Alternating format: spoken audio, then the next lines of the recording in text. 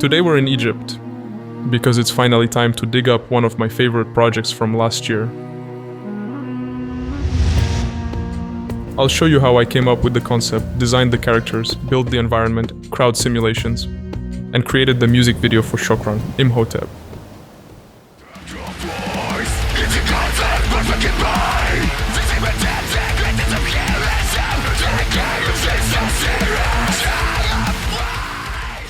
It all started when the progressive metal band Shokran reached out to me after discovering my Instagram, where I had been sharing small experiments with a retro-style aesthetic, mostly weird low-poly animations.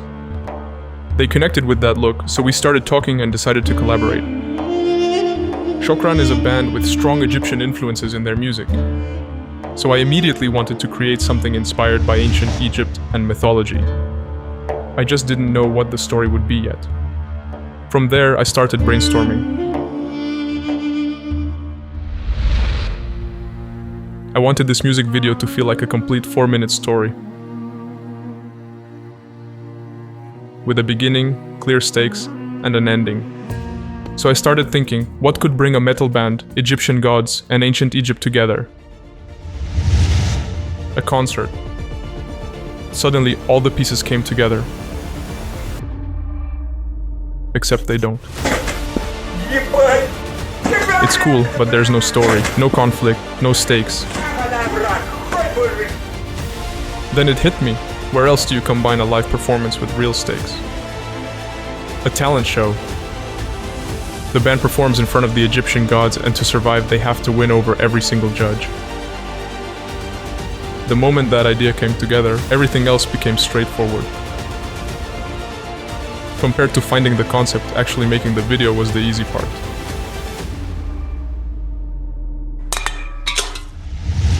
So let's jump into Blender. First thing I worked on was the environment.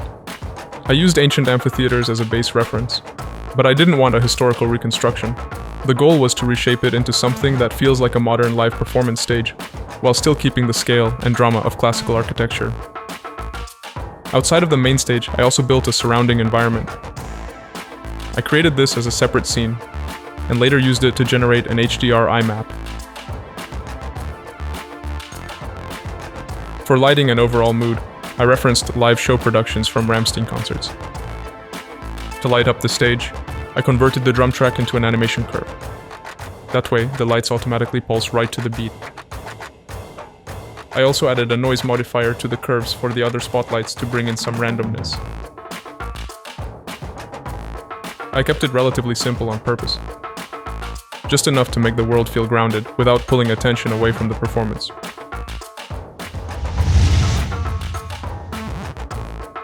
Next, I moved on to character design. The goal was to make them unique and distinctive, so you could read their personality just from their look. For the human characters, I started with base models from Character Creator. I then simplified them to push them closer to the low-poly aesthetic, and repainted all the textures manually to match the visual style of the project. One of the goals was to keep the setup as optimized as possible, so all of the human characters actually shared the same base model. Only the textures changed between characters to create variety. For the gods, I took a different approach and created fully unique models to emphasize their importance and presence on screen. They needed to instantly feel like authority figures. And then I hit the biggest technical challenge of the entire project, the crowd simulation. At first I tried to handle everything inside Blender. I ran a lot of tests for ragdoll physics, but the results were very limited. A single character falling over worked fine, but once I tried adding multiple ragdolls, things quickly broke down, performance dropped, and the scene started crashing.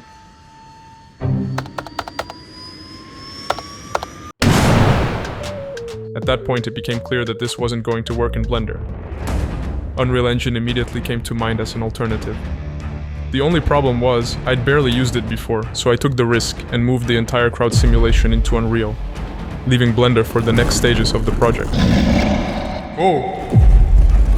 That is my cat. In Unreal, everything suddenly behaved the way I originally imagined. I created a wall of death, a circle pit, and a movable collider that could physically push and kick the crowd around to generate interactions. Once I had all these simulation, I baked and exported the results back into Blender, where they became part of the final animation. For the main crowd, I took a different approach.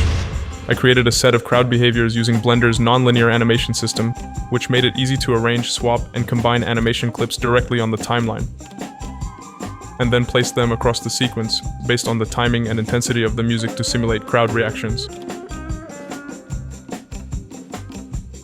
Once the animation system was ready, I scattered the characters across a plane. Then I built a material that automatically pulled random textures every time a character instance was duplicated. And since all crowd members shared the same base model and only the textures changed, this turned out to be a simple but effective way to create the illusion of a large and diverse audience. For the background crowd, I pushed the optimization even further. I took the crowd I had already created and rendered it out as a front-facing animated sequence. Then I projected that animation onto simple planes and duplicated them across the amphitheater stands. Because those areas were so far away from the camera, there was no need to render actual animated characters there. For character animation, I used a perception neuron motion capture suit. I recorded all of the mocap myself and then brought everything into Blender for cleanup and assembly. I found some old footage from recording one of the scenes. To build the final performances, I arranged and blended the clips using Blender's nonlinear animation system. For facial animation, I used blend shapes and animated them to add expressions. I also used the Wiggle Bones add-on to animate secondary motion and elastic elements, and Mixamo, of course. And once everything was ready, I moved into final assembly. This stage was all about camera work, composition, lighting, and timing. I synced the shots to the music, adjusted pacing, and refined the visual flow of the entire video. At that point, it stopped being just animation work and started feeling more like directing a live performance inside a digital space. So yeah, that's pretty much it. If you enjoyed this breakdown, make sure to go check out the full music video. The link is right down in the description.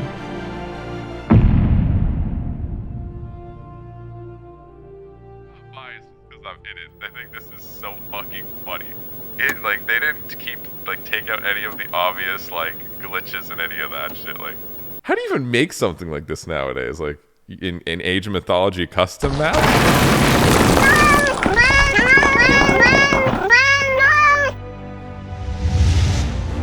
Thanks for watching. Huge thanks to my friends for all the help and support on this project. This wouldn't have happened without you guys. Catch you in the next one.